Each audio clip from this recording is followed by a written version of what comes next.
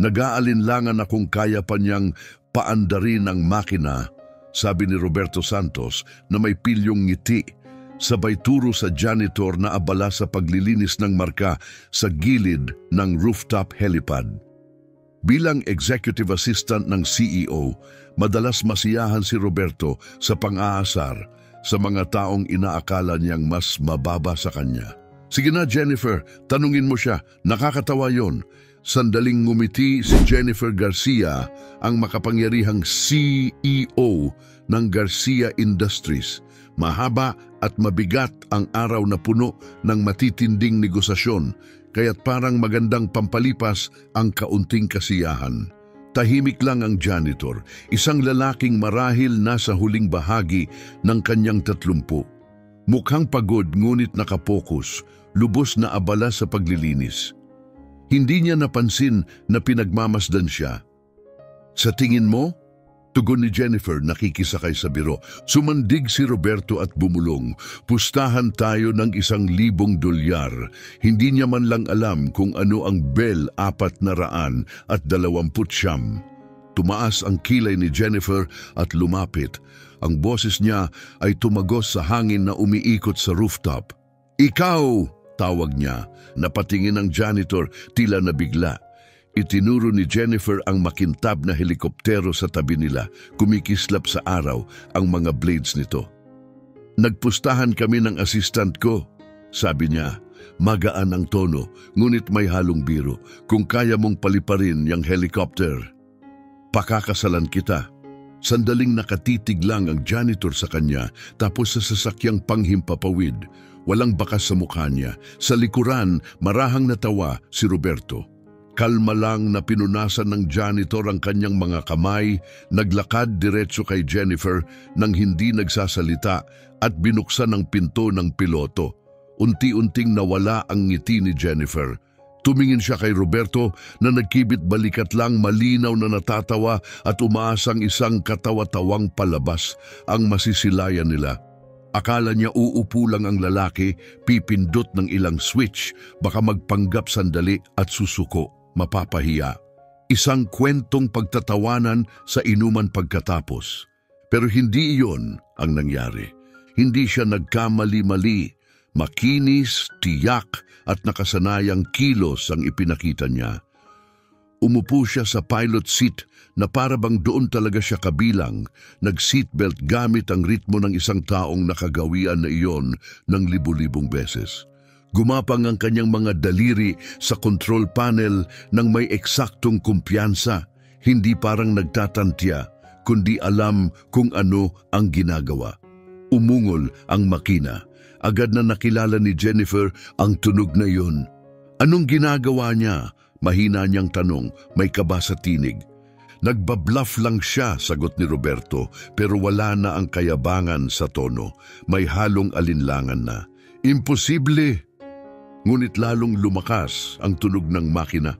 Umiikot ang mga rotor blades, unay mabagal, tapos pabilis ng pabilis, hanggang sa nagmistulang diskong di nakikita. Umihip ng malakas ang hangin sa rooftop, tinangay ang buhok ni Jennifer sa kanyang mukha at napaatras si Roberto.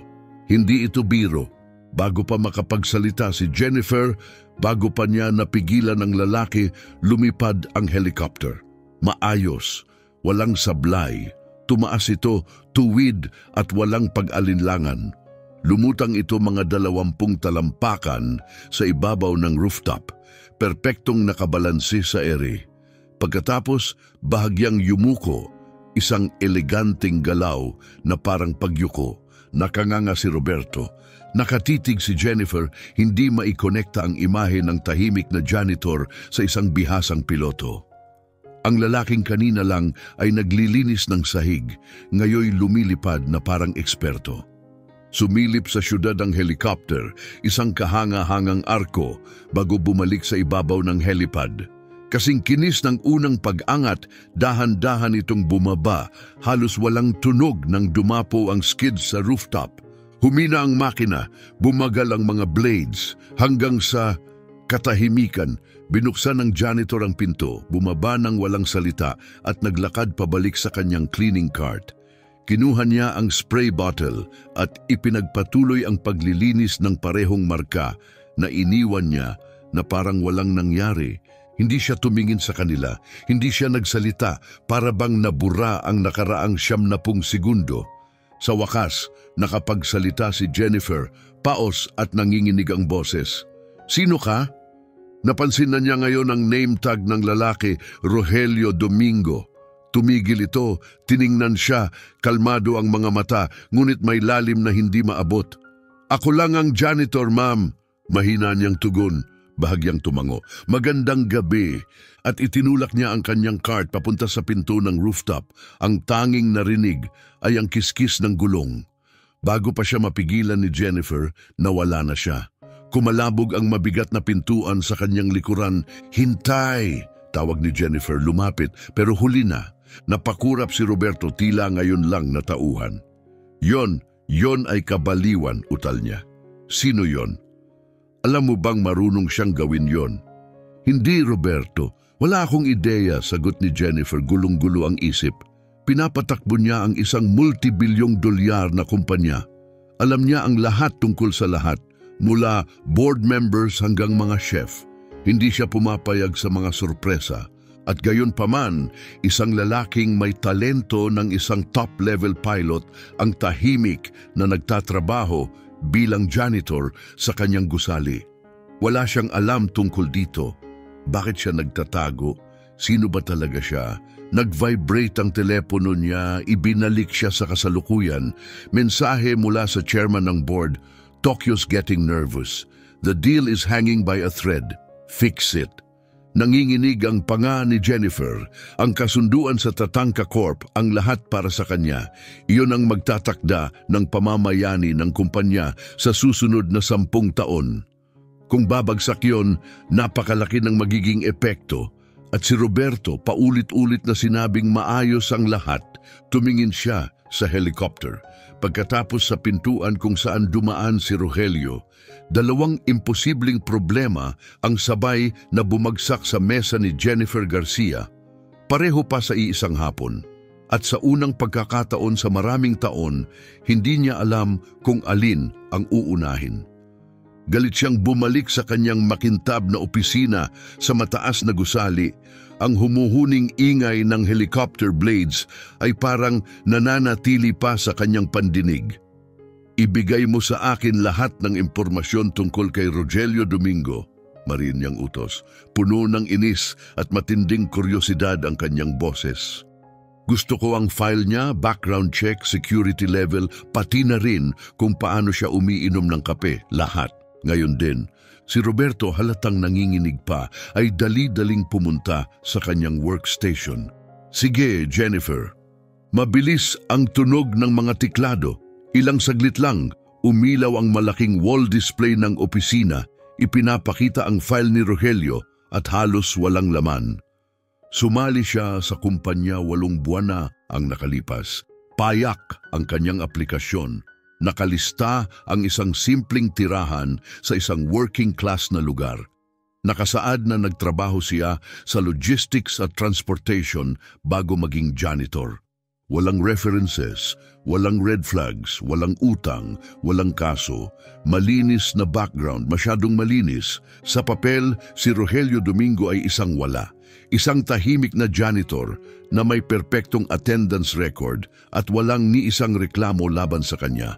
Walang indikasyon ng anumang karanasang militar, walang flight school certifications, walang pahiwatig na nakapasok na siya kahit minsan sa isang cockpit, lalo na't nakapilot ng $1,000,000 na helicopter na parang bahagi lang ng kanyang katawan.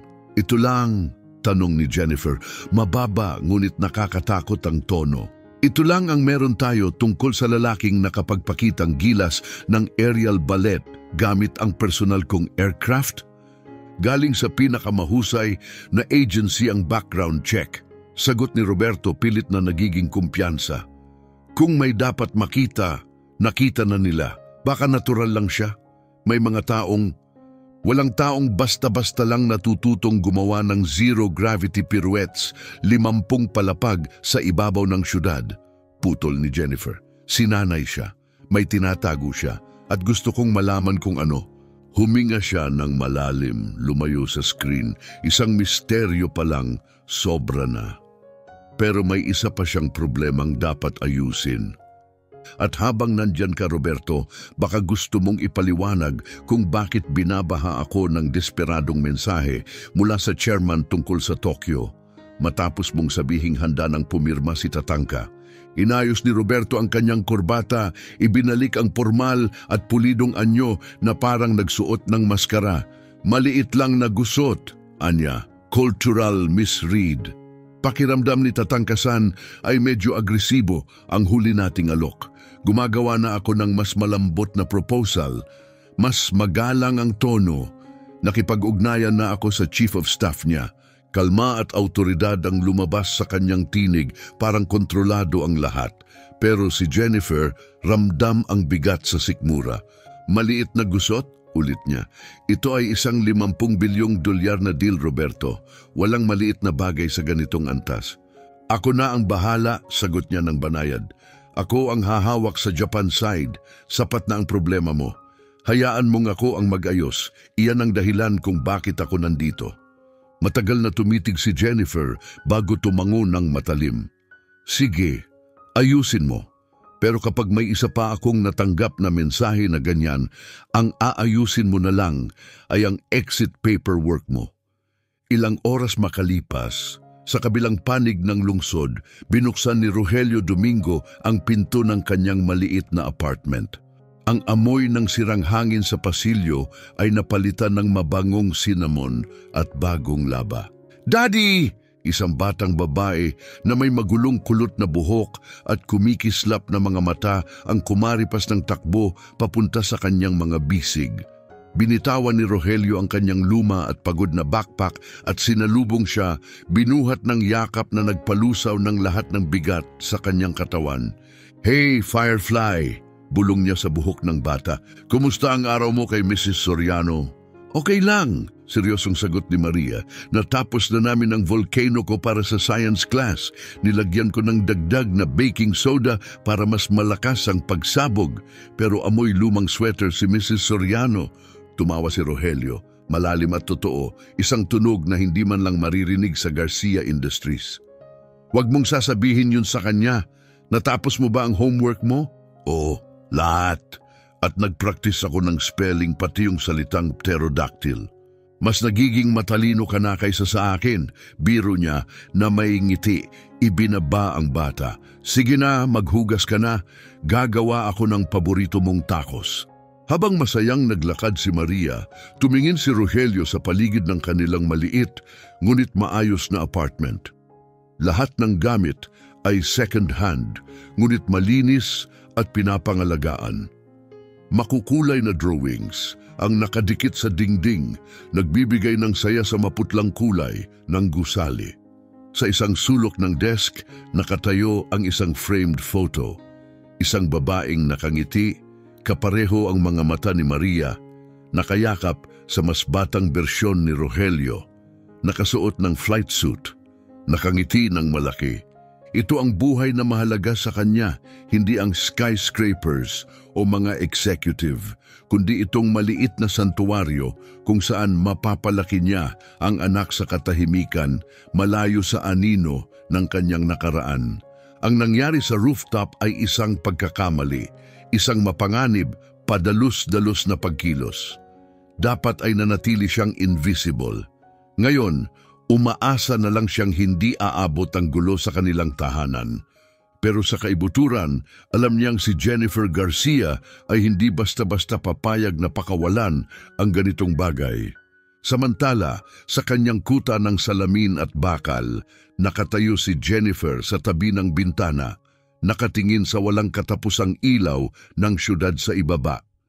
Nakalimutan na ang salad na nakapatong sa mesa.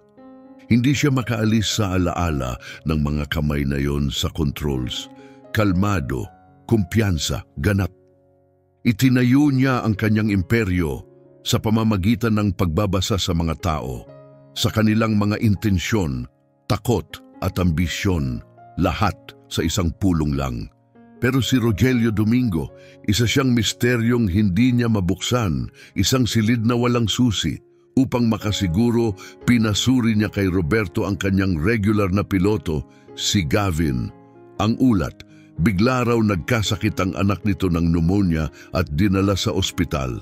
Convenient, sobrang convenient. May saysay sa papel, oo. Pero masyadong perpekto ang timing. Masyadong malinis. Hindi maalis ni Jennifer Garcia ang pakiramdam na may mali. Isa na namang piraso ng puzzle na walang malinaw na puwang. Naiinis siyang isinara ang kanyang briefcase at nagtungo sa pribadong elevator. Formal, tapos na ang araw. Pero paglabas niya at binuksan ng driver ang pinto ng kanyang makinis na itim na limousine, napahinto siya. Sa kabila ng kalye, nakatayo sa ilalim ng mahinang kahel na ilaw ng pumapalya-palya na bus stop lamp, naroon si Rogelio Domingo. Hindi siya nakatingin sa trapiko, hindi rin siya lumilingon sa paligid. Nakayuko siya sa kanyang telepono, bahagyang ngumingiti, isang malungkot na ngiti ang gumuhit sa kanyang labi. Napatigil ang kamay ni Jennifer sa hawakan ng pinto. Saglit siyang nag-isip na lapitan ito, harapin. Tanungin tungkol sa lahat ng alam niya at sa lahat ng hindi niya alam.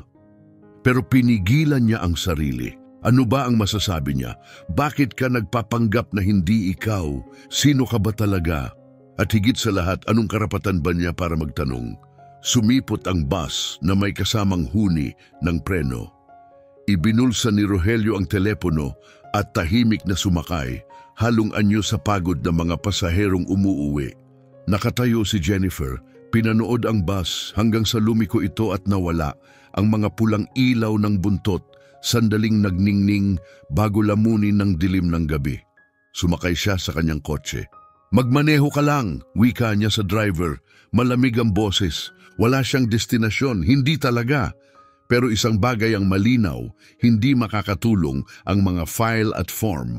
Kung gusto niyang malaman kung sino ba talaga si Rogelio Domingo, siya mismo ang kailangang magdiskubre. Kinabukasan, dumating si Jennifer sa opisina na may bagong determinasyon. Bigo ang formal na ruta, HR records, security checks, mga pinakintab na ulat, lahat ay walang patutunguhan. Para malutas ang misteryong ito, kailangan niyang baguhin ang taktika at dumating ang perpektong pagkakataon sa kanyang inbox. Subject line, reminder, Garcia Day Annual Picnic this Saturday. Taon-taon, nagdaraos ang kumpanya ng Ingranding Fun Day para sa mga empleyado at kanilang pamilya. Bahagi team building, bahagi PR stunt, maingat na dinisenyo para ipakita ang pagkakaisa at kasayahan sa kumpanya. Kinamumuhian iyon ni Jennifer. Kadalasan, nagtatagal lang siya ng 20 minuto, nakikipagkamay, nagpapakuha ng litrato, tapos naglalaho. Pero ngayong taon, may halaga ito, lapit. Isang bihirang pagkakataon na mapanood si Rogelio Domingo sa labas ng kanyang uniforme, sa lugar kung saan walang saysay ang ranggo, kaya nag-RSVP siya para sa buong araw. Good morning, Jennifer, bati ni Roberto, papasok sa opisina na dala ang kanyang tablet. May balita ako, katatapos ko lang ng produktibong tawag sa deputy ni Tatangkasan. Sa tingin ko may paraan para mailigtas ang deal. Tumaas ang kilay ni Jennifer. Agad-agad, pakiramdam nila minamaliit natin ang halaga ng kanilang distribution network, paliwanag ni Roberto, sabay presentasyon ng flawless pitch. Kaya gumawa ako ng revised memo. Bibigyan sila ng bahagyang mas malaking bahagi sa logistics operations ng joint venture. Mababawasan ng kaunti ang kita natin, pansamantala lang, pero ito ay diplomatikong kilos. Ito ang respetadong tono na hinahanap nila. Nagpahinga siya, kumpiyansa. Kung aaprubahan mo, sa tingin ko maibabalik natin sila sa mesa pagsapit ng Lunes. Pinagmasdan ni Jennifer ang dokumento. Sa ibabaw mukhang matalino, makatuwiran, pero may hindi komportabling pakiramdam. Ang pagbitiw ng kahit kaunting kontrol sa logistics ay kahulugan ng pagpapahina sa kanilang kapit sa pandaigdigang infrastruktura. Hindi lang iyon negosyo, isa iyong estratehikong sugal. Isang matapang na hakbang ito, Roberto, maingat niyang sinabi. Binubuksan nito ang isang pintong baka hindi na natin maisara. Tahimik, ngunit kalmado siyang sinagot ni Roberto. Mas malaki ang epekto kung mawawala ang deal. Pananatili tayo sa laro nito. Hindi ito pagsuko.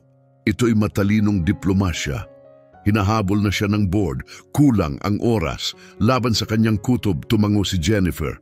Sige, ipadala mo, pero kung pumalpak ito, hindi mangyayari, putol ni Roberto, may kumpiyansang ngiti. Nasa likod mo ako. Sabado, Garcia Day, punong-puno ng corporate enthusiasm ang parke. Mga batang nagsisigawan sa bouncy castles, food trucks na umaalingasaw ng barbecue at kettle corn, mga empleyadong pilit nagpaparelax kahit ramdam na pinagmamasdan ng senior leadership. Parang alien si Jennifer sa kanyang linen pants at silk blouse. At doon niya sila nakita sa tabi ng lawa. Hindi kasama ni Rogelio ang maintenance crew na nagtitipon malapit sa grill, nagtatawanan at nag-iihaw ng hotdog. Nakaupo siya sa picnic blanket, nakahalukip-kip sa harap ng isang batang babae, ang kanyang anak. Magkasama silang gumagawa ng maliit na bangka mula sa dahon at isang patpat. Nakasuot si Rogelio ng simpleng gray t-shirt at jeans. Wala ang uniforme ng janitor, kaya iba ang dating niya. Mas bata, mas malambot. Pero nandoon pa rin ang pagiging alerto sa kanyang mga mata. Huminga ng malalim si Jennifer at lumapit. Domingo, mabilis siyang napatingin, isang tibok lang ng oras, lumitaw sa mukha ang pagdepensa, marahil galit, pero agad itong naglaho, napalitan ng kalmadong paggalang. Maam, sagot niya, tiningnan ni Jennifer ang bata. Anak mo ba siya? Inilagay ni Rogelio ang kamay sa balikat ng bata. Si Maria ito. Tinitigan ni Maria si Jennifer ng may malapad at inosenteng kuryosidad. Seryoso ang mukha mo, sabi ng bata. Galit ka ba sa damo? Nabigla si Jennifer. Hindi ako galit sa damo. Okay, sagot ni Maria kontento. Ipinakita niya ang bangka. Tingnan mo, para ito kay Frog King. Bahagyang yumuko si Jennifer, sinusubukang makisabay. Mukha itong mahusay na inhenyero. May bahagyang ngiting gumuhit sa labi ni Rogelio. Saglit lang, halos hindi mapansin, pero totoo. Siya ang Chief Naval Architect, alok ni Jennifer. Sinusubukang basagin ang nakakailang na katahimikan. Pero hindi umusad ang usapan. Mabigat ang pagitan nila, puno ng hindi binibigkas na tensyon ng ranggo, lihim at kakaibang dinamikong unti-unting nabubuo. Handa na sanang umalis si Jennifer, tanggapin na isang pagkakamali ang lahat ng ito nang biglang sumingit ang matinis na ugong sa paligid. Isa sa mga marketing exec ang nagpapakitang gilas ng bagong drone. Iniikot ito at pinalilipad sa ibabaw ng lawa na parang laruan sa isang commercial. Dumaan ang drone malapit sa kanilang blanket. Mabilis ang naging reaksyon ni Rogelio. Hindi siya napakurap sa takot, hindi siya natawa, nag-lock-in siya, nanigas ang kanyang katawan. Ang mga mata niya ay hindi lang basta sumunod sa drone. Tinuntun ito, may malamig at kalkuladong pagtutok ng isang taong sanay sa mga bagay na lumilipad sa ere na karaniwang nagdadala ng kapahamakan. Bahagyang tumigas ang kanyang mga balikat na para bang handa sa mas malala pa kaysa sa isang buzz. Sa isang tibok ng puso, naglaho ang kalmadong ama. Ang natira ay ibang tao, matigas, sanay, mapanganib. Napansin iyon ni Jennifer. Saglit lang ang pagbabagong iyon, pero totoo. Lumayo ang drone, nawala ang ingay. Dahan-dahang huminga palabas si Rogelio, nag-relax at bumalik sa piling ni Maria. Pero nadulas ang maskara at nakita ni Jennifer kung ano ang nasa ilalim. Daddy, pwede tayong bumili ng ice cream? Tanong ni Maria, walang kamalay-malay sa bigat ng sandali. Sige, Firefly, sagot ni Rogelio, masikip ang boses. Tumayo siya, tumango kay Jennifer. Kung maaari, ma'am. Pagkatapos, hinawakan niya ang kamay ng anak at nawala sa karamihan. Nanatiling nakatayo si Jennifer sa damuhan habang umuugong pa rin sa kanyang isip ang tunog ng drone. Hindi yon reaksyon ng isang piloto, hindi yon muscle memory ng hobbyist. Yun ay instinkto, sanay na instinkto, isang uri na hindi nawawala kahit lumipas ang panahon. Isang uri na nahuhubog sa mga lugar kung saan ang ganitong tunog ay nangangahulugang panganib. Sa kabilang bahagi ng parke, nakatayo si Roberto sa tabi ng refreshment table, pinapanood ang buong eksena. Nakita niya ang tingin sa mukha ni Jennifer, ang pagkalito, ang interes, ang unti-unting paggalang. Hinugot niya ang telepono at nag-type ng maikling mensahe. Distracted ang CEO, pabilisin ang timeline. Gusto kong makita ng board ang Q3 projections pagsapit ng Lunes. Yung pinag-usapan natin, ibinulsa niya ang telepono at gumuhit ang isang kalkuladong ngiti. Akala ni Jennifer ay siya ang sumusuri sa isang misteryo. Hindi niya alam, siya pala ang nilalaro. Lunes ng umaga, may matalim sa hangin, mabigat, manipis. Nasa opisina si Jennifer, tinatambangan ng palaisipan na si Rogelio Domingo. Hindi siya tumitigil sa pag-iisip tungkol dito. Ang lalaking gumawa ng bangkang dahon para sa kanyang anak at ang lalaking tumugon sa drone na parang maaari itong sumabog. Dalawang magkaibang tao nasa iisang balat, hindi iyon makatuwiran at galit si Jennifer sa mga bagay na walang saysay. Nagambala ang kanyang isip nang pumasok si Roberto na may perpektong tiyempo at seryosong mukha. May hawak siyang tablet, bukas na ang isang email chain. Mas malala kaysa inakala natin, aniya puno ng urgency ang tinig. Kinuha ni Jennifer ang tablet, hindi lang nag-aalinlangan ang board ng tatangka, galit sila. Ang magalang na diplomasya noong nakaraang linggo ay nauwi sa bagong listahan ng mga demand. Mas malaking equity, mas mababang purchase price. 2 garantisadong upuan sa North American Board ng Garcia. Hindi ito negosasyon, isa itong lantad na muling pagsulat ng deal. Pinapatulo nila tayo hanggang maubos, mahina ngunit mariing sabi ni Jennifer. Ginagamit nila ang sarili nating alok para sagarin tayo. Hindi ko maintindihan, tugon ni Roberto umiiling. Pinagkatiwalaan ko ang mga sources ko. Lahat ng indikasyon, tama ang galaw na ito, maliban na lang kung may nagsabi sa kanila na mas desperado tayo kaysa sa inaakala nila. Tumigil ang usapan, malinaw ang parinig, nagmukhang mahina si Jennifer at ngayon umiikot na ang mga pating. 2 minuto ang lumipas, tumawag ang chairman, yelo ang boses nito. Magpupulong ang board ng emergency session sa Biyernes. May 5 araw si Jennifer, 5 araw para iligtas ang tatangka deal o maglatag ng kapalit. Kung hindi, magsisimula ang board na magsaliksik ng leadership transitions. Translation, tanggal ka na. Sa sumunod na oras, parang bagyong kontrolado si Jennifer. Tinawagan niya ang legal, finance, strategy. Pareho ang sagot. Nakatali sila sa kamay ng tatangka. Kapag lumaban sila ngayon, maaaring mauwi sa hostile takeover. Kapag pumayag sila, mawawala ang lahat. Checkmate. Sa wakas, pagod naglakad si Jennifer papunta sa napakalaking bintana na nakaharap sa helipad. Naroon ang kanyang helicopter, kumikinang tahimik, hindi nagalaw, isang simbolo ng kontrol, ng kumpiyansa, ng kalayaan, at biglang parang wala ng halaga ang lahat ng iyon sa kanya. Naalala niya si Rogelio, ang paraan ng kanyang mga kamay sa controls, ang kalmadong lakas. Hindi siya mukhang taong may hangganan, hindi siya nakakahon, hindi siya nakulong. Malaya siya at ang ideyang yon ang nagpasiklab ng kung anong ligaw, mapanganib na plano sa isip ni Jennifer. Isang baliw na ideya, isang padalos-dalos na ideya, pero marahil yun lang ang natitirang galaw na meron siya. Isang desperadong hakbang, pero yun na lang ang natitirang option niya na hindi pag-urong.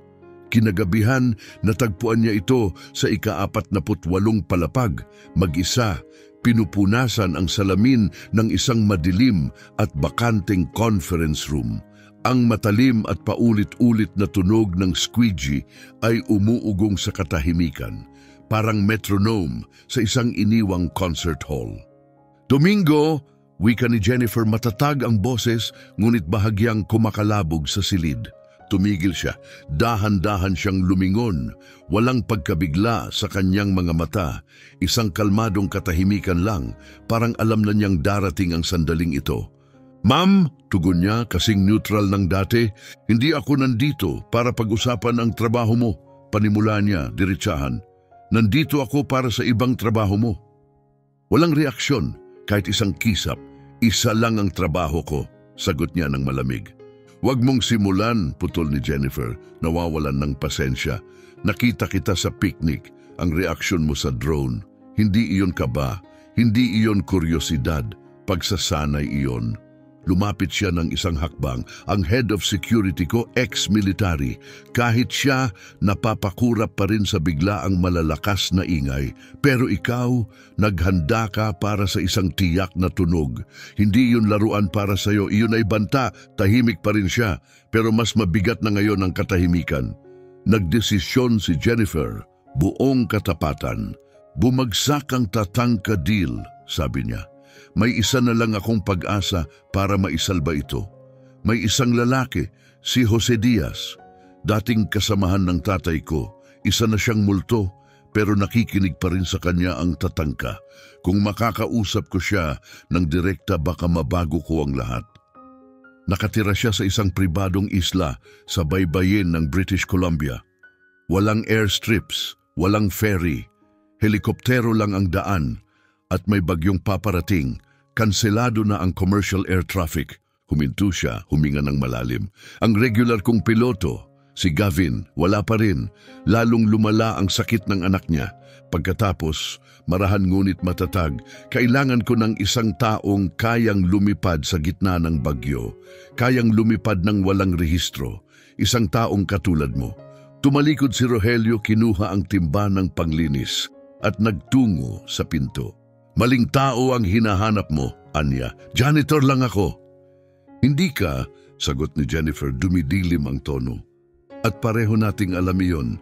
Hindi kita matutulungan. Lahat ng tao may presyo," giit niya. "Wala ako," tugon nito, hindi man lang lumilingon. "Paano ang anak mo?" Natigil siya. Humigpit ang kapit niya sa doorframe, dahan-dahan siyang lumingon. At sa unang pagkakataon, nakita ni Jennifer ang nakatago sa ilalim ng kalmado, isang sulyap ng primal na proteksyon, galit at takot na magkayakap. "Huwag mong idamay ang anak ko." "Sana nga hindi," sagot ni Jennifer, lumapit ng isang hakbang. Kinamuhian niya ang sarili sa sasabihin pa lang niya, pero wala nang ibang paraan. "Alam ko ang finances mo, isang katlo ng sahod mo napupunta lang sa gamot niya. Alam kong malapit nang maubos ang lifetime limit ng insurance mo. Alam kong tuwing umuubo siya sa gabi, naiisip mong baka iyon na ang pagkakataon na hindi na siya gagaling." Nawala ang kulay sa mukha ni Rogelio, bumigay ang matibay na anyo, lumitaw ang sugatang ama. "Hindi ito banta," mahinang sabi ni Jennifer. "Isa itong alok." Lumapit pa siya. "Isang flight lang. Dalhin mo ako kay Edo at pabalik at itatayo ko ang isang pribado, irrevocable trust sa pangalan ni Maria. Sapat yun para sa lahat, gastos sa medisina, gamot, espesyalista, habang buhay." Pinatagal niya ang salita. "Hindi lang yon, pati edukasyon niya, kahit anong paaralan, kahit anong degree, graduate programs, sa kanya lahat. Habang buhay, walang fine print." Katahimikan, nanatiling nakapako si Rogelio, nabibiyak sa pagitan ng nakaraan na ibinaon niya at ng hinaharap na gustong itaguyod para sa kanyang anak. Ang mga kamay niya na minsang kumilos na parang makinang bihasa ng isang fighter pilot, ngayoy nakasuntok. Humaba ang katahimikan. Nakita ni Jennifer ang tahimik na digmaang nagaganap sa likod ng kanyang mga mata. Ang instinktong maglaho, laban sa hindi matinag na pangangailangang ipaglaban ang nag-iisang bagay na mahalaga pa sa kanya. Sa huli, nagsalita siya, tahimik ang boses, malamig, walang emosyon. Gagawin ko, wika niya, pero sa sarili kong kondisyon. Hindi natigatig si Jennifer, nakikinig ako. Una, panimula niya, ang trust ay gagawin ng abogado ko, fully funded at kumpirmado bago tayo lumipad. Ikalawa, hindi ito trabaho. Isang beses lang itong kontrata, transportasyon lang. Hindi ka magtatanong tungkol sa nakaraan ko, sa kakayahan ko o sa pamilya ko. Hindi ako bahagi ng kumpanya mo. Ikatlo, pagtatapos niya, kapag nakalapag tayo, tapos na ang kontrata. Balik tayo sa dati, hindi mo ako kilala, hindi kita kilala. Tumango si Jennifer walang alinlangan. Sa ngayon, peak ng bagyo ay 3:00 ng umaga, anya. Dapat airborne na tayo bago iyon. Iba na ang tono niya ngayon, matikas, matalim, profesional. Ihanda ang helikoptero sa loob ng 1 oras. Gusto ko ng full pre-flight inspection logs, pinakabagong datos ng panahon, satellite visuals at eksaktong coordinates ng isla. Huminto siya. At gusto ko lahat ay offline, air-gapped tablet. Walang koneksyon sa network ng kumpanya mo. Hindi na siya janitor. Naging ibang tao siya at ang pagbabagong iyon ay mabilis, ganap at hindi na mababawi. Hindi na lang siya piloto, isa na siyang komander. Bawat salitang lumalabas sa bibig ni Rogelio ay may matutulis na gilid, eksakto, malinaw at puno ng tahimik na autoridad na napagtanto ni Jennifer na hindi pa niya nakikita kahit kanino sa kumpanya niya. Kahit sa sarili niya, wala siyang nagawa kundi tumango. Ako na ang bahala sa mga kailangang ayusin. Habang lumalayo si Rogelio para tawagan ng kanyang abogado at mag-ayos ng alaga para kay Maria, biglang umikot ang mundo kay Jennifer.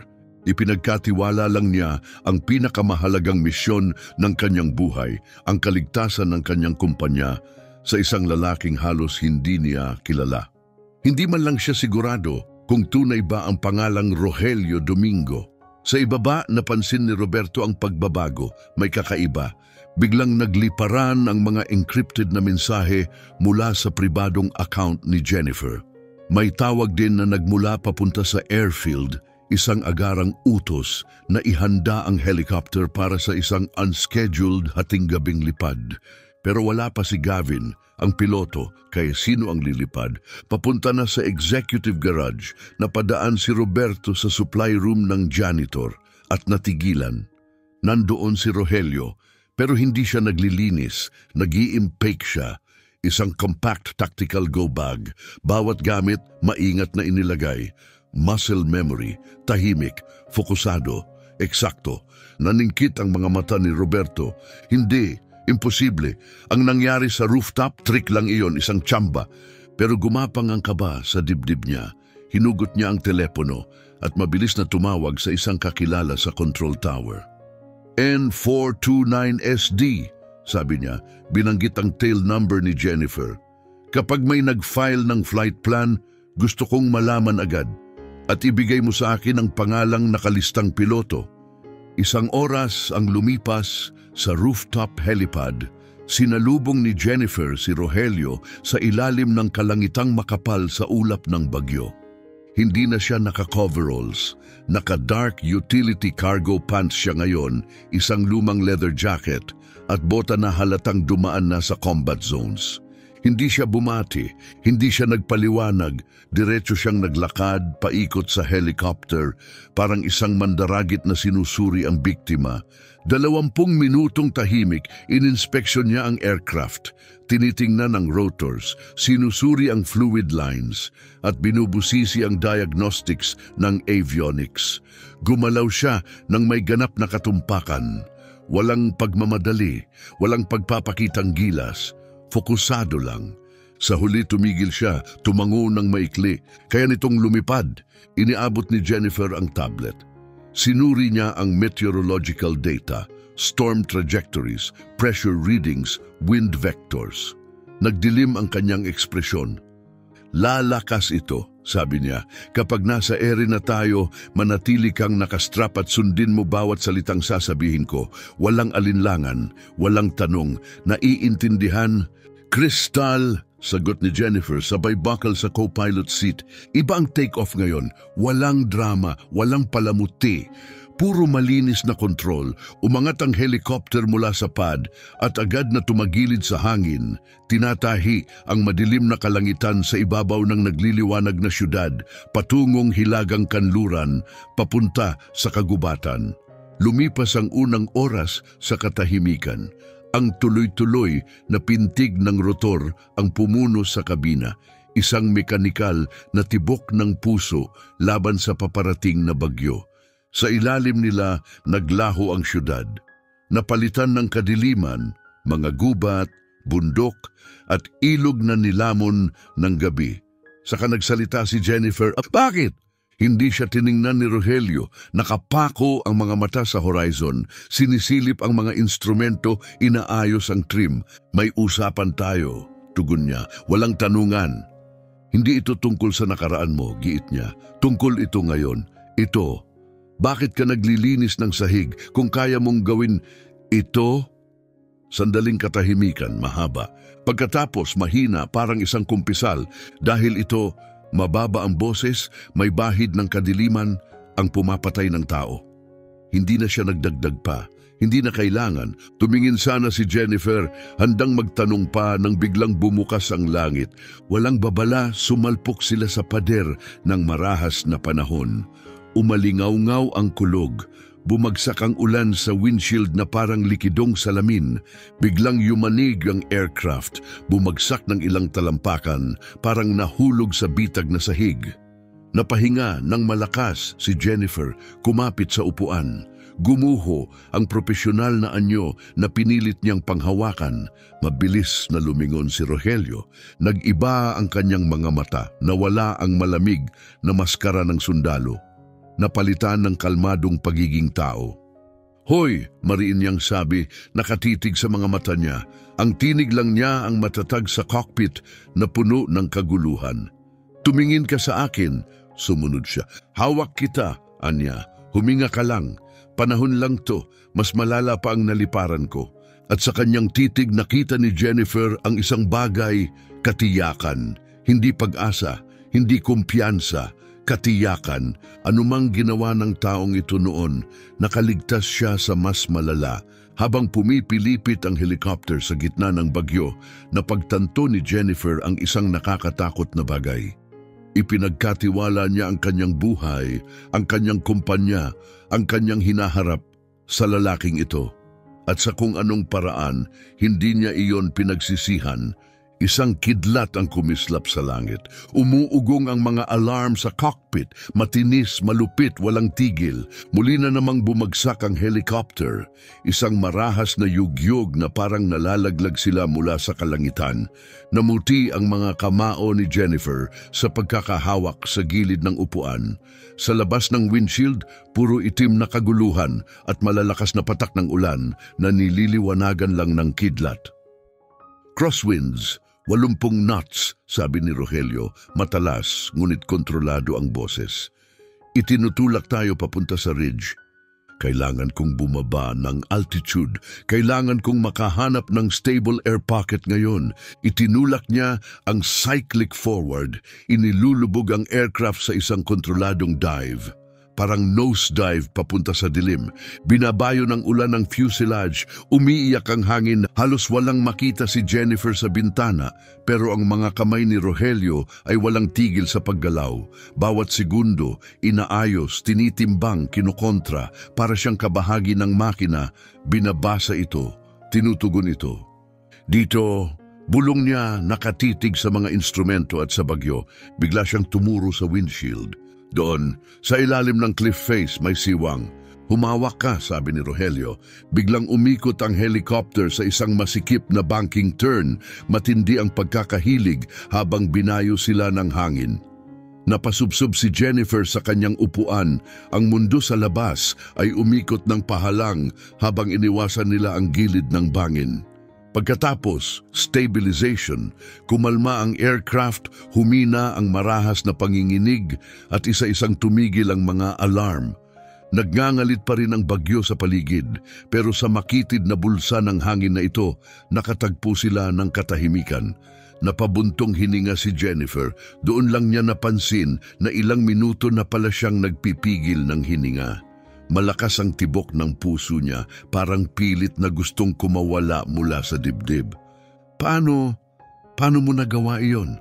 Hindi siya tiningnan ni Rogelio. Matibay ang mga kamay niya sa controls, nakatutok ang mga mata sa instruments. Pinapalipad ko ang makina, sabi niya, hindi ang panahon. 20 minuto ang lumipas, sumilip ang isang mahinang liwanag sa ulan. Isang nakahiwalay na isla, matindi ang hampas ng hangin at dagat, nakatindig mula sa karagatan na parang isang sikreto. Umikot si Rogelio ng isang beses maingat na sinuri ang bawat pulgada ng lupain bago nagsimulang bumaba sa isang makitid na landing pad na inukit mismo sa bato. Perpekto ang landing, banayad, walang sablay. Bumagal ang rotors, humina ang makina. Bumagsak ang katahimikan sa cockpit, ang tanging ingay ay ang ulan na tumatama sa salamin. Narito na tayo. Simpleng sabi ni Rogelio, malamig ang boses, malayo. Ang sundalo ay nawala. Bumalik ang kontratista. Sa gilid ng pad, nakatayo ang isang matandang lalaki na may suot na weatherproof coat. Hawak ang isang mabigat na parol laban sa bagyo. Ito si Jose Diaz. Matindi ang linya ng kanyang mukha, matalim ang mga mata. Mabilis pa rin, mapanganib pa rin. Inihatid niya sila sa isang tahimik na bahay na amoy sedro, puno ng lumang libro, oil lamps at nagbabagang apoy sa fireplace. Umupo sila, naglahad si Jennifer. Isang buong oras siyang nagsalita. Malinaw, tiyak, puno ng apurahan. Inilatag niya ang mga numero, ang mga projection, ang lohika sa likod ng restructuring ng Tatangka Partnership. Bawat salita pinili, bawat slide makapanghikayat, pero walang sinabi si Jose Diaz ni isang salita. Umupo lang, nakikinig habang umiinom ng tsaa. Nang matapos siya, saka lang ito nagsalita. Profits ang sinasabi mo, Miss Garcia, wika niya ng mabagal. Margins, market positioning, ibinaba niya ang tasa. Pero ang mga bagay na ito'y pansamantala, panandalian. Yumuko siya, lumalim ang boses. Ang mahalaga sa kaibigan kong si Tatangka ay loyalty, espiritu, legacy. Naniniwala siyang nawala na lahat iyan sa kumpanya mo. Hindi mababago ng data mo ang isip niya. Bumigat ang balikat ni Jennifer. Tumawid siya ng dagat sa gitna ng bagyo para makarating dito at hindi iyon sapat. Pero biglang lumipat ang tingin ni ito kay Rogelio na nakatayo lang sa may pinto, tahimik mula kanina. At ikaw? Matalim na tanong ni ito. Lumipad ka sa bagyong yon para dalhin siya rito? Opo, sir. Simpleng tugon ni Rogelio. Ibig sabihin naniniwala ka sa plano niya dahil ipinusong mo ang buhay mo para dito. Nag-alinlangan si Rogelio, kumunot ang kanyang panga. Tumingin siya kay Jennifer pagkatapos sa matanda. Hindi siya dapat magsalita, hindi ito laban niya. Pero naisip niya si Maria, ang hinaharap na ipinangako ni Jennifer sa kanya. Ang babaeng tumingin sa kanya at nagsabing, huminga ka. Hawak kita. May utang siya. Hindi ko alam ang tungkol sa plano niya. Mababa ang boses ni Rogelio. Pero napunta na ako sa mga lugar kung saan bumabagsak ang plano sa loob ng 5 minuto. Lumapit siya ng isang hakbang. Kapag nangyari iyon, hindi mo pinagkakatiwalaan ang plano. Pinagkakatiwalaan mo ang taong nasa tabi mo. Tumahimik ang silid, tinitigan siya ni ito at sa loob ni Rogelio, nakita niya ang higit pa sa isang piloto, higit pa sa isang janitor. Nakita niya ang isang taong tunay na nakakaunawa ng loyalty, yung uri na hindi nakasulat sa kontrata. Pagkatapos ay tumingin siya kay Jennifer at ngayon lang tunay na nakita siya. Hindi bilang number-crunching executive, kundi isang leader na karapat-dapat pagkatiwalaan. Dahan-dahang ngumiti si ito. Naiintindihan ko, anya, at tumayo. Tinawid niya ang silid at kinuha ang isang rotary phone, luma, mabigat. Gagawin ko ang tawag. Samantala, sa Garcia Industries, naglalakad ng paikot si Roberto Santos. Kumpirmado na ang balita mula sa airfield, lumipad na ang helicopter. Filed under a Shell Corporation, pilot listed as John Doe, pero malinaw ang passenger manifest, Jennifer Garcia, at ang janitor, gumagana. Baka magtagumpay pa ang baliw na sugal niya. Hindi siya papayag, dinampot niya ang telepono. Ako ito, bulong niya, nag-rogue siya. Unauthorized flight, walang oversight. I-frame ninyo na parang stress-induced breakdown, mental health crisis siguro. Gusto kong isipin ng board na hindi na siya matino. Tumigil siya, nanlamig ang mga mata. I-leak ninyo ang flight details. Tawagin ang emergency vote. 8:00 bukas ng umaga. Panahon na para alisin siya. Nabuhusan ng ginhawa si Jennifer habang umaangat ang helicopter mula sa isla. Tumawag mismo si Ito kay Tatanka. Magbubukas muli ang negosasyon. Wala na ang hostile pressure. Nailigtas niya ang kumpanya. Salamat, sabi niya kay Rogelio, nangingibabaw ang emosyon sa kanyang tinig. Totoo ito, hindi ko kaya nang wala ka. Nag-buzz ang kanyang telepono. Isang notification ang nakalusot sa interference ng bagyo. Isang automated message. Subject, Mandatory Emergency Board Meeting, 8 a.m. Binuksan niya ang memo at nanlamig, drafted ito ng board's vice chairman. At ang unang linya ay isang punyal. In light of CEO Jennifer Garcia's erratic conduct and unauthorized use of company assets for an unsanctioned high-risk personal mission, si Roberto, habang ipinaglalaban niya ang kumpanya, pinaplano na nito ang kanyang pagbagsak. Gaano kabilis ang kaya nito? Tanong ni Jennifer, nanginginig ang boses, hindi dahil sa bagyo, kundi sa nabasa niya.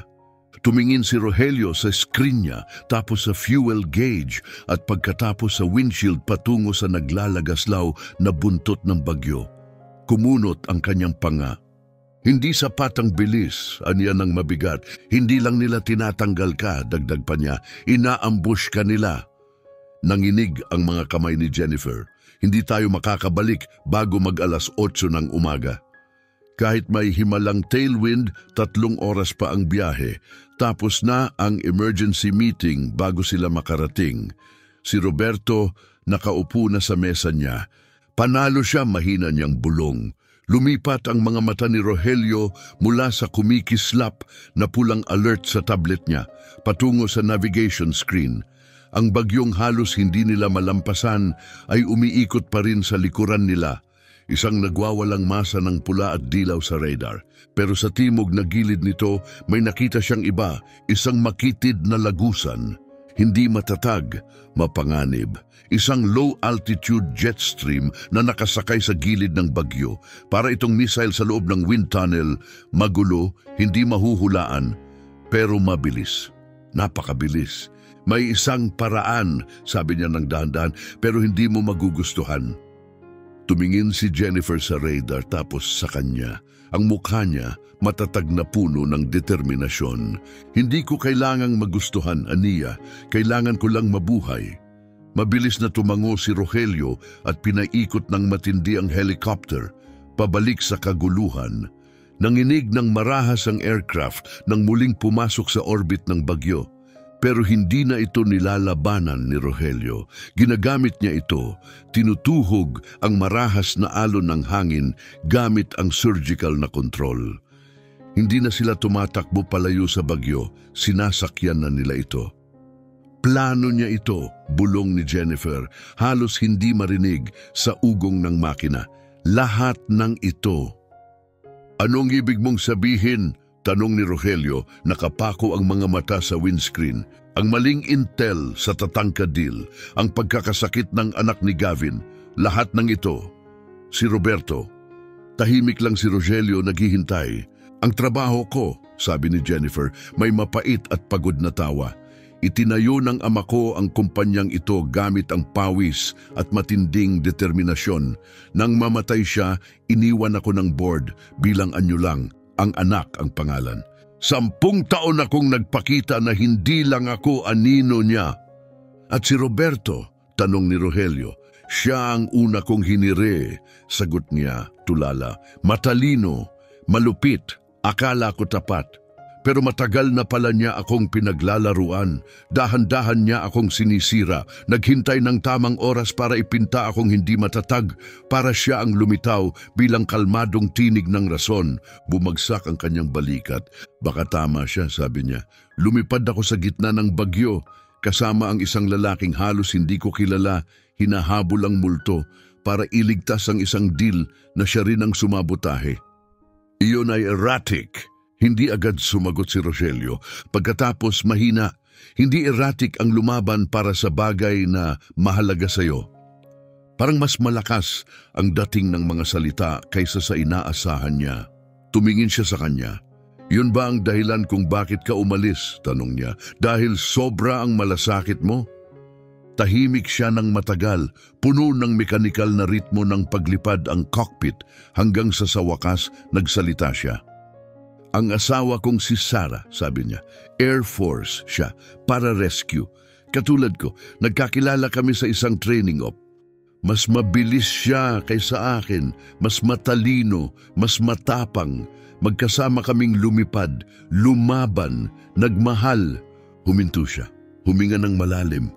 Ang huling deployment namin, recovery mission, may bumagsak na medevac bird sa teritoryo ng kalaban. Routine dapat, pasok, i-secure, labas. Pero mali ang intel, hindi pala bakante ang lambak. Sinunod namin lahat ng protocol, ginawa namin ang tama, walang halaga. Nabasag ang boses niya. 2 medik ang namatay at si Sarah, kumurap siya ng mariin. Hinila niya ang huling lalaki para mailigtas ng tamaan siya. Namatay siya bago kami nakalampas sa ridge. Nagngangalit ang hangin sa labas, pero sa loob ng cockpit, ganap na katahimikan. Hawak ko ang kamay niya sa buong biyahe pabalik, mahinang sabi ni Rogelio, at doon ko napagtanto ang isang bagay. Lahat ng training, lahat ng istruktura, lahat ng patakaran, hindi ka nito pinoprotektahan. Maaari mong gawin lahat ng tama at mawala pa rin ang lahat. Ang sistemang pinag-alayan ko ng buhay hindi nailigtas ang taong pinakamahal ko. Tumingin siya sa madilim na abot-tanaw. Kaya umalis ako, kinuha si Maria na wala. Gusto ko ng buhay kung saan ang tanging panganib ay maruming sahig. Dahil ang maruming sahig, hindi iyon nagiiwan ng butas sa kaluluwa mo.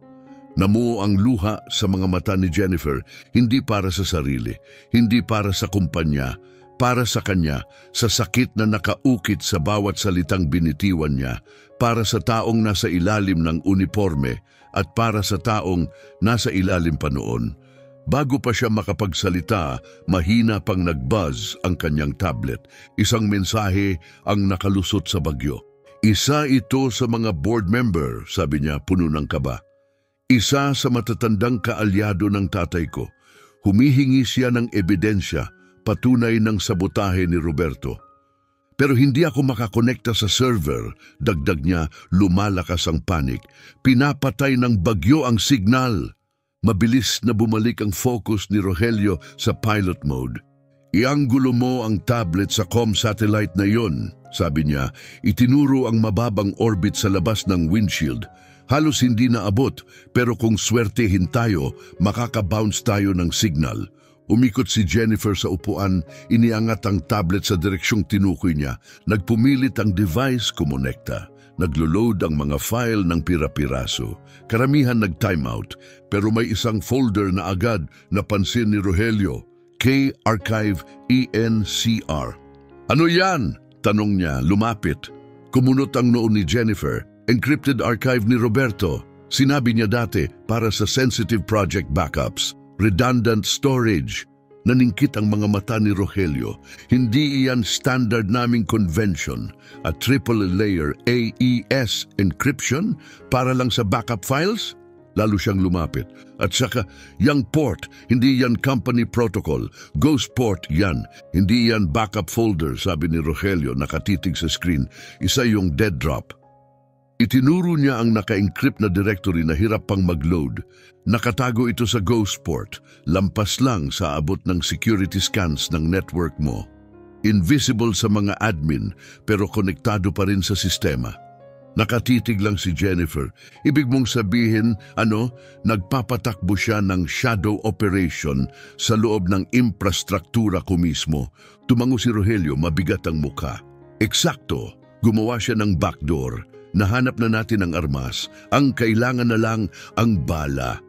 Unti-unting lumitaw ang skyline sa abot tanaw, isang pinta ng kulay ube at asero habang pumapasok ang unang sinag ng bukang liwayway. Makakabalik sila, pero bumagsak ang mga balikat ni Jennifer. Wala rin, mahina niyang sabi. Kahit dalhin pa natin ito sa boardroom, ako pa rin ang magmumukhang nag-aakusa ng walang basehan. Itatanggi niya, ngingiti, sasabihin, instability, executive strain. Nabasag ang kanyang tinig. Tiwala sila sa kanya. Lubos na siyang nakapanlinlang. Hindi agad sumagot si Rogelio. Nakatutok ang tingin niya sa Garcia Tower, ang pinakamataas na gusali sa lungsod. Ang helipad, naghihintay. Pero sa likod ng kanyang mga mata, ang sundalo, matagal nang natutulog, ay gising na muli. Tama ka, wika niya sa huli. Mababa at matalim ang boses. Hindi ang boardroom ang battlefield. Target iyon. Tumingin siya kay Jennifer. Hindi tayo pupunta roon para magpaliwanag. Pupunta tayo roon para kunin ang kontrol. Bumaba ang helicopter sa rooftop pad. Ilang minuto bago magsimula ang meeting. Pagbagal ng rotors, gumalaw agad si Rogelio. Hindi na janitor, hindi kontratista, hindi sugatang ama. Mission ready na siya. Inaasahan nilang maging defensive ka, sabi niya. Inaalalayan si Jennifer palabas ng cockpit. Umaasa silang pumasok kang nanginginig, emosyonal. Eksakto ang gusto nilang makita. Kumurap siya, naguguluhan. Ibig mong sabihin, matalo ako? Hindi, sagot niya. Ang trabaho mo ay mag-stall. Makipagtalo, mag-demand ng paliwanag. Tawagin si Roberto na ambisyoso. Questionin ng mga numero, lumikha ng sapat na kaguluhan para manatili silang lahat sa silid. Ikaw ang distraction. Tumuwid si Jennifer. May ningas na bumalik sa dibdib niya. Ang dating bersyon niya, ang mandirigma, ay bumalik. Kaya ko yan. Magaling, tumango si Rogelio. Kailangan ko ng dalawang bagay. Iniabot niya ang kamay. Ang master keycard mo at ang admin level network password. Walang alinlangan. Hinila niya ang lanyard mula sa leeg at iniabot pagkatapos binigkas ang 16 na digit mula sa memorya. Tumango si Rogelio, walang tanong, walang duda. Anong gagawin mo? Tanong niya. Sinuri ni Rogelio ang tore, bawat palapag isang kalkuladong target. Gumawa si Roberto ng kuta sa loob ng sistema mo, sagot niya. Ngayon, ipapagawa ko sa kanya na siya mismo ang magsunog nito. At sa ganoon, naglaho siya sa rooftop stairwell, tahimik, mabilis, invisible. Sa ibaba, bumukas ang mga pinto ng boardroom. Isa-isang pumasok ang seryosong mga mukha. Huminga ng malalim si Jennifer, inayos ang jacket at pumasok sa bitag ng kusa. Malamig ang hangin sa loob ng boardroom. Nakaupo si Roberto sa tabi ng vice chairman. Kalmado, perpekto ang composure, larawan ng pilit na liderato. Jennifer, panimula ni Arthur, ang vice chairman, walang paligoy. Nagpatawag kami ng emergency session dahil sa nakaka-alarmang pattern ng iyong pag-uugali. Ang paghawak mo sa tatangkadil ay pabaya. At ngayon itong unauthorized flight, ang pagkawala mo, nagpapakita ng nakaka-alarmang larawan. Maayos na tumayo si Roberto, puno ng kunwang malasakit ang boses. Hindi ko ikinatutuwa ito, aniya. Pero nakatrabaho ko si Jennifer mula sa unang araw. Sinusuportahan ko siya at ngayon natatakot akong hindi na siya kumikilos para sa kabutihan ng kumpanya. Ipinakita niya ang mga manipulated na email, edited na projections at maingat na piniling flight logs. Malinis, klinikal, nakamamatay. Ang loyalty ko ay una sa kumpanyang ito, Marin niyang sabi, pero naniniwala akong naging liability na si Jennifer. 2 palapag sa ibaba, ipinasok ni Rogelio ang keycard ni Jennifer sa scanner ng main server room. Green light. Pumasok siya, bumaba ang temperatura. Mahabang hanay ng kumikislap na ilaw, umaatungal na mga makina. Mabilis siyang gumalaw, diretso sa isang open terminal. Bumilis ang kanyang mga daliri, isang ritmo na inukit sa kanya ng buhay na akala niya'y iniwan na niya. Hindi siya nag-aksaya ng oras sa pag-crack ng encryption ni Roberto. Tinarget niya ang ghost port. Sinundan niya ang nakatagong koneksyon, ang lihim na pasilyo ni Roberto. Pagkatapos, nag-deploy siya ng code, isang maikli, elegante na script na lumilikha ng recursive loop, isang bitag. Nireroute ng programa ang mga fragment ng outbound traffic papunta mismo sa encrypted archive ni Roberto. At ganun lang, nagsimulang bumagal ang sistema, naglalag, nag-glitch, nagsimula nang makita ang mga bitak.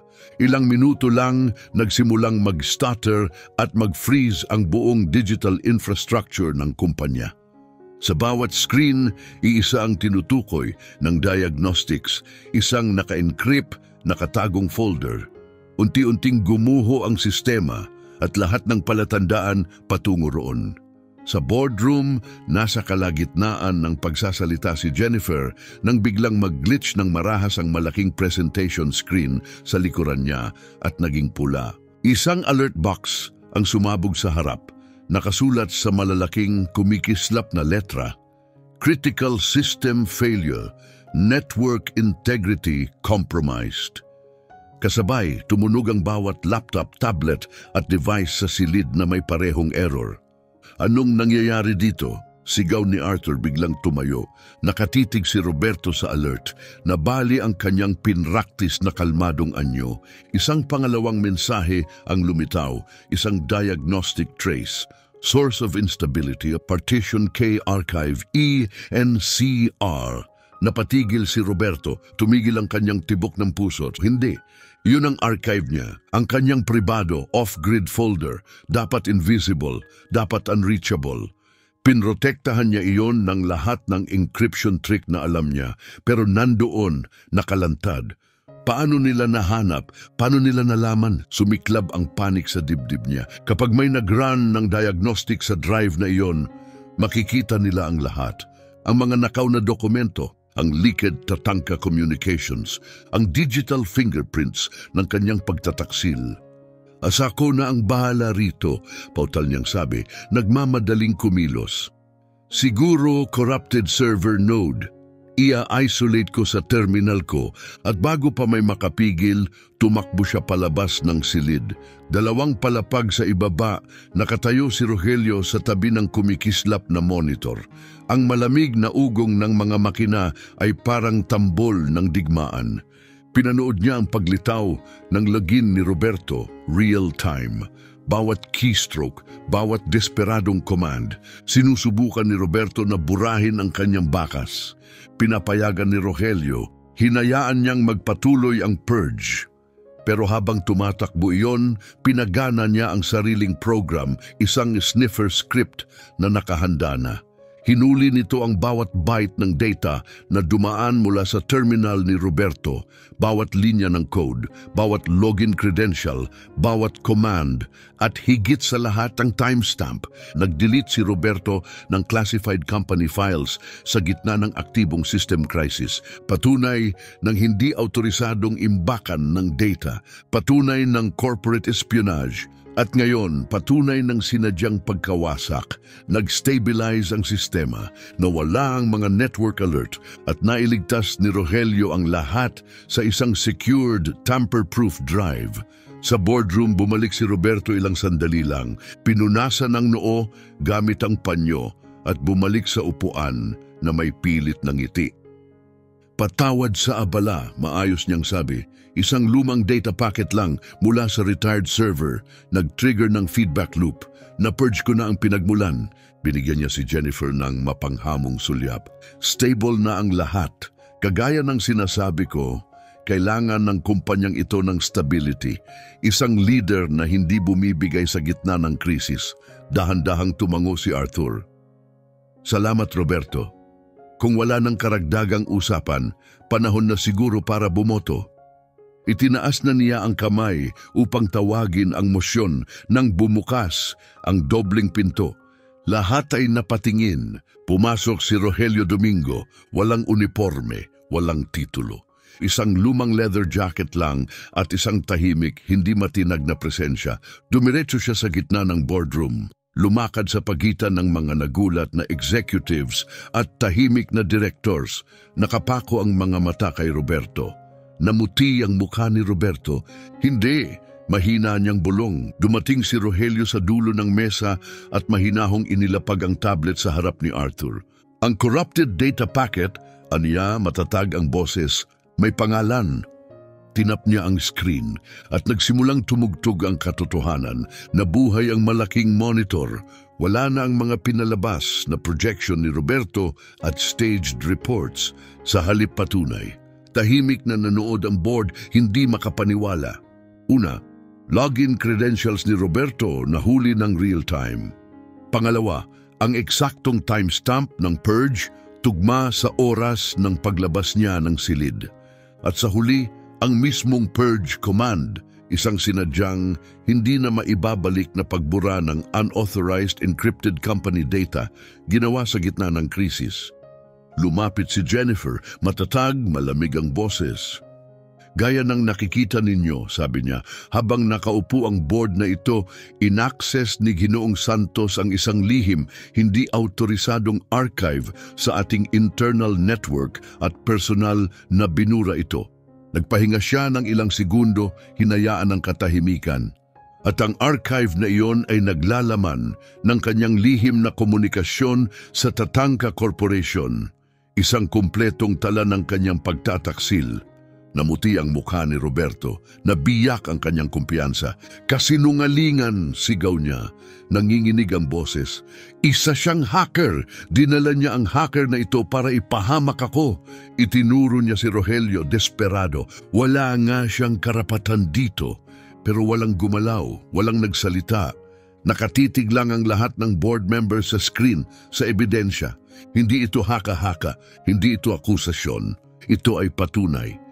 Janitor lang ang taong ito, sigaw ni Roberto. Nanginginig ang daliri habang nakaturo kay Rogelio. Peke ang footage na yan, imbento lang niya. Bumiyak ang boses niya, desperado at matinis. Isa siyang wala, hindi niyo pwedeng paniwalaan siya kaysa sa akin. Pero ang kanyang pagsabog ay nagsabi ng higit pa kaysa sa anumang ebidensya. Tahimik ang silid ngayon, tanging hingal ni Roberto ang naririnig. Wala nang tumingin sa kanya, kahit ang mga kaalyado na dati niyang maaasahan. Dahan-dahang lumingon si Arthur, ang vice chairman, una kay Roberto. Puno ng takot ang mukha, tapos kay Rogelio hindi matinag at kalmado. Klaro ang desisyon. Security sa boardroom, utos niya sa intercom. Dalawang gwardyang nakauniforme ang pumasok makalipas ang ilang segundo. Nagpalingalinga si Roberto, desperado. Wala nang depensa, wala nang takas.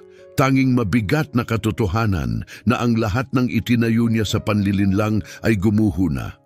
Sobrang kumpiyansa niya noon, sigurado sa tagumpay. Hindi man lang niya naisip na ang lalaking nagtutulak ng map, marunong ding lumaban. Habang inaakay siya palabas ng mga gwardya, kumakawala ang boses niya sa pasilyo. Basag, baliw. Siya ang hindi matatag, malaking pagkakamali ang ginagawa ninyo. Pagkatapos katahimikan, lumingon si Arthur kay Jennifer. Pero wala na ang hatol sa kanyang mga mata, napalitan ng isang bagay na mas bihira. Paggalang. Jennifer, wika niya ng mahina, garalgal ang boses. Sa ngalan ng buong board, humihingi kami ng tawad. Nagkamali kami. Salamat, Arthur, tugon niya, simple at matatag. Pagkatapos tumingin si Arthur kay Rogelio. At ikaw, Hinong Domingo, tama ba? May utang kami sa iyo na marahil hindi kailanman mababayaran ng kumpanyang ito. Nakatayo si Rogelio, hindi mabasa ang mukha. Naglabas lang ako ng basura, sabi niya, at doon natapos ang pagpupulong. Isa-isang lumabas ang mga board members, mapagpakumbaba, nag-aalok ng tahimik na paghingi ng tawad at maingat na pagtango. Maya-maya silang dalawa na lang ni Rogelio ang naiwan. Pumasok ang sikat ng araw sa mga bintana, humahaba ang mga anino sa makintab na mesa, umikot ang alikabok sa gintong sinag. Sa unang pagkakataon sa loob ng 24 na oras, payapa na, wala na ang panganib. Panalo sila. Humarap si Jennifer sa kanya, hindi bilang CEO sa janitor, hindi bilang nakakataas sa mas mababa, kundi bilang isang tao sa kapwa-tao. So, sabi niya, may maliit pagod ng ngiti. Ano na ngayon? Contractor. At sa unang pagkakataon, mula nang magkakilala sila, ngumiti si Rogelio, totoong ngiti. Sa tingin ko, mahina niyang sagot, terminated na ang kontrata ko. Ma'am, lumapit siya. Jennifer ang pangalan ko.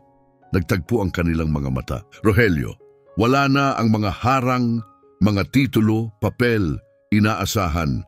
Ang natira na lang, 2 tao, nakatayo sa gitna ng giyerang magkasama nilang nalampasan. At sa pagitan nila, ang hindi sinasabi, ngunit ramdam na tanong, ano ang susunod? Bumalik na sa ritmo ang Garcia Industries, pero may nagbago. Wala na ang nerbyosong katahimikan na minsang bumabalot sa mga pasilyo ng salamin, napalitan ng banayad na ugong ng isang bago, pag-asa. Kumalat na parang apoy ang kwento ng janitor na nagligtas ng kumpanya. Naging alamat na ito. Si Roberto ay wala na, nakaharap sa federal charges para sa sabotage, espionage at data destruction. Ang Tatanka deal, muling na renegotiate sa patas na termino, ay balik na sa tamang landas. Nanalo si Jennifer, pero para sa kanya, hindi iyon ramdam na tagumpay. Nawala si Rogelio Domingo, nag-resign siya kinabukasan, walang gulo, walang drama, isang maikling professional na email lang. Hindi niya kinuha ang huling paycheck, hindi niya sinagot ang nag-iisang text ni Jennifer, 5 salita lang, "Are you okay?" Tapos na ang kontrata. Nawala na siya at gayon pa man, patuloy pa rin siyang nakikinig. Umaasang maririnig ang mahinang kiskis ng gulong sa pasilyo. Hinahanap siya sa refleksyon sa mga sulok, pero wala na siya. Muling naging bakal at salamin ang gusali, walang kaluluwa, malamig, dahil dumating na ang katotohanan. Hindi lang si Roberto ang problema, kultura mismo. Kulturang siya ang lumikha. Isang lugar na nakikita lang ang performance, mga titulo, mga numero, isang lugar na hindi kailanman tumingin lampas sa ibabaw. Ngayon, nakita na niya ito at babaguhin niya ito. Nakatayo siya sa harap ng libu-libong empleyado, executives, interns, engineers, assistants, custodians. Hindi malakas ang boses niya, hindi nangingibabaw, pero malinaw.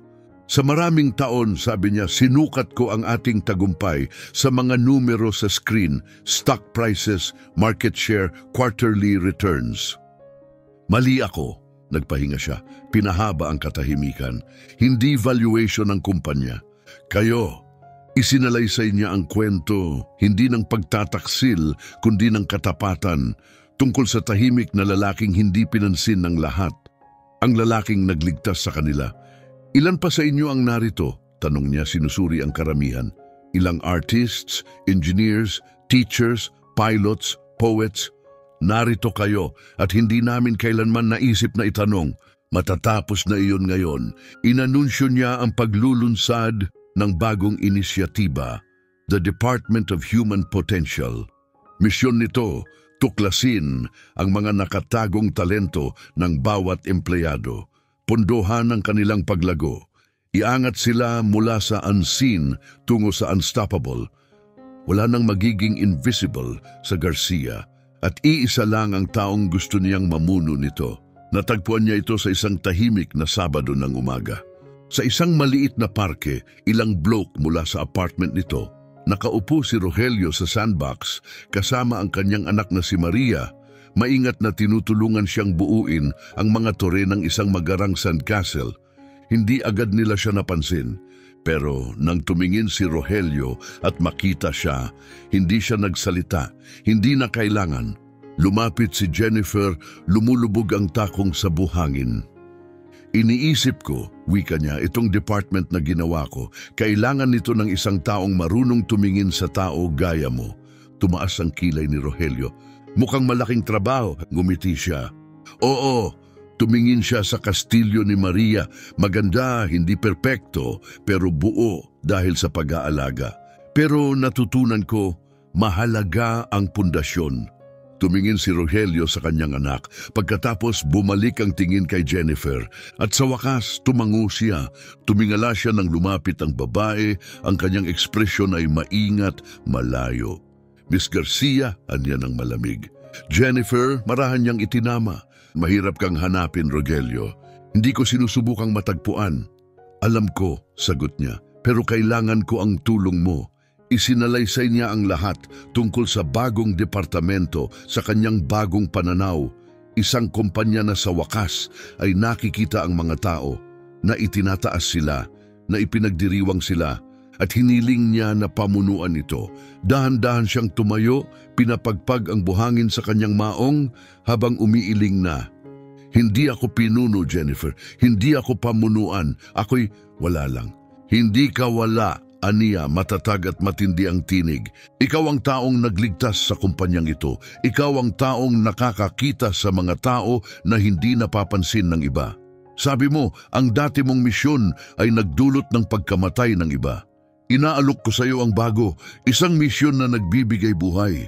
Nag-alinlangan siya, hinahatak pa rin ng mga anino ng kanyang nakaraan. Ngunit marahang hinila ni Maria ang kanyang manggas. Daddy, sabi niya, taglay ang kalinawan na tanging isang bata lamang ang makakapagbigay. Ikaw ang nag-ayos ng helicopter at ikaw rin ang nag-ayos ng kumpanya ng malungkot na babae. Magaling ka sa pag-aayos ng mga bagay. Tumingin si Rogelio sa kanya sa katiyakan sa maliit ngunit matatag na mga mata. Pagkatapos ay tumingin siya kay Jennifer, nakatayo roon sa harapan niya, lantad ang kanyang pag-asa. At alam niyang tama si Maria. Siguro ang isang misyon ay hindi laging nangangailangan ng kaaway. Minsan, ang isang misyon ay tungkol sa pagtayo, hindi lang sa pag-survive. Isang ngiti, totoo, walang harang, ang sumilay sa kanyang mukha. Sige, mahina niyang wika. Sige, gagawin ko. Kuminang ang bubong ng Garcia Tower sa ilalim ng paglubog ng araw na kulay kahel at lila. Nakatayo si Rogelio sa may rehas, hindi na isang janitor, kundi direktor ng Human Potential. Ang kanyang departamento ay naging matagumpay, 2 dosenang promosyon na ang nangyari. Totoong mga kwento ng paglago. Isang dating mail clerk ang ngayon namumuno sa design initiatives. Isang cafeteria assistant ang sumali na sa product development. Lumapit si Jennifer sa tabi niya. Nasa gitna nila si Maria, hawak ang kanilang mga kamay. Parang buo na sila. Ang ganda dito sa itaas, bulong ni Jennifer. Oo nga, sagot ni Rogelio. Tumingin siya rito, may kislap sa mga mata. Alam mo, sabi niya nagbibiro, matapos ang lahat, pakiramdam ko may utang pa rin ako sa iyo. Lumingon siya, nagtataka. Wala kang utang sa akin. Meron, tugon niya, may mainit ng ngiti. Sigurado akong minsan kong sinabi, kung mapapalipad mo ang helicopter na to, pakakasalan kita. Tumawa si Rogelio, isang malalim tunay na tawa na umalingaw-ngaw sa hangin. Marahan niyang pinisil ang kamay nito, tinitigan siya ng may tahimik na katiyakan. Ang hangal na pustahan na ginawa sa biro sa isang mahangin na bubungan ay naging totoo. Isang bagay na sagrado. At habang nakatayo sila roon, pinagmamasdan ng lungsod na kumikislap sa ibaba, pareho nilang naunawaan, pareho silang nailigtas. Isang piloto na nakalimutan kung paano lumipad, isang CEO na nakalimutan kung paano makaramdam. Ngayon natagpuan nila ang matagal na nilang hinahanap, isang ligtas na lugar na mapapahingahan. At ngayon, nais naming marinig kayo, nasaan man kayo sa mundo habang pinapanood ang kwentong ito. Mag-iwan ng komento sa ibaba, binabasa namin ang bawat isa. Ang presensya ninyo rito ay higit na mahalaga kaysa alam ninyo. Kung ang kwentong ito ay nakaantig sa inyong puso, kung pinaalala nito sa inyo na bawat tao, bawat isa sa atin, ay may nakatagong talento na naghihintay na makita, mangyaring mag-subscribe, Napakarami pang kwentong naghihintay na maisalaysay. Maraming salamat sa inyong oras. Hanggang sa muli, manatiling matapang, manatiling mabait at huwag kalimutang tingnan ang tao sa likod ng uniforme. Hindi mo alam kung sino ang iyong matatagpuan